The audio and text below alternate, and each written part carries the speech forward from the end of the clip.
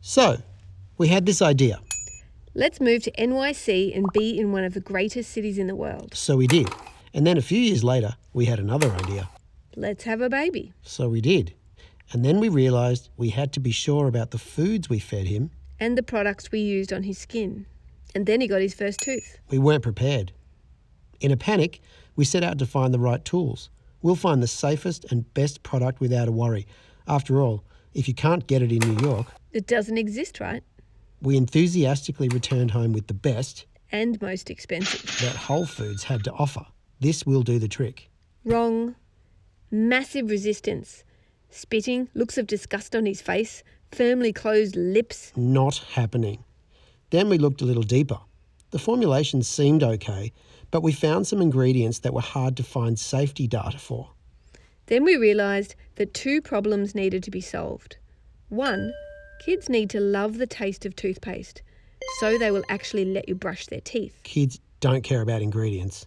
And number two, kids need to allow parents to brush their teeth because otherwise they get yellow, and that's cause for panic for everyone.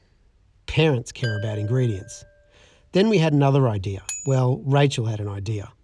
Let's make toothpaste. What? No. Really? Yes. You can formulate this. Do we have to? Rewind a bit.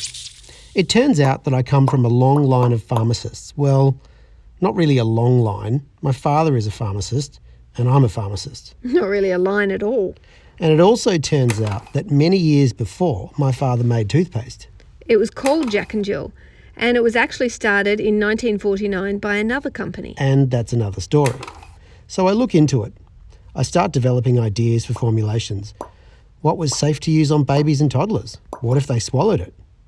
How do you get them to like it? We'd need to satisfy parents that it was safe and effective. We'd need to bribe the kids. Needs to taste like candy. Yes. Then our second son was born. Then we returned to Melbourne. It was 2010. Then the chaos began. Early formulations looked promising, but eventually failed. It turns out there's some science to making toothpaste. And machines. The old machines I had from the past were old. And I mean, they didn't work.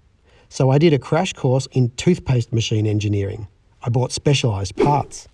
Some of those parts were even correct. More test formulations. More lab results. Bingo. We got it. The kids thought it was candy. The formulation was perfect. Let's go into production. Then there was a fire, and our factory basically blew up. Consequently, so did our dreams. For a while. 6 months. Our factory needed to be rebuilt. By some miracle, the machine survived. We made 50,000 tubes ourselves, built a basic website. We made compostable toothbrushes. We were in business. A few months later, we printed a banner. We packed a suitcase and presented at an organic product show in Sydney. Somehow we created a buzz. We didn't know what we were doing. We got distribution, and a year later, we launched a site in the UK. And another year later, we launched a site in the US. We had inquiries from all over the world, and suddenly we were in the thick of a startup. Working from our home base in St Kilda and shipping out boxes every day. Our house was filled with boxes. And rolls of packing tape. By 2015, we had an office. And an employee. Soon, we had a couple more employees. After saying yes to most of our international distribution requests, we now have 50 countries around the globe selling Jack and Jill. Safety and fun are the cornerstones of Jack and Jill, and they have been from day one. We make strawberry toothpaste that tastes like candy.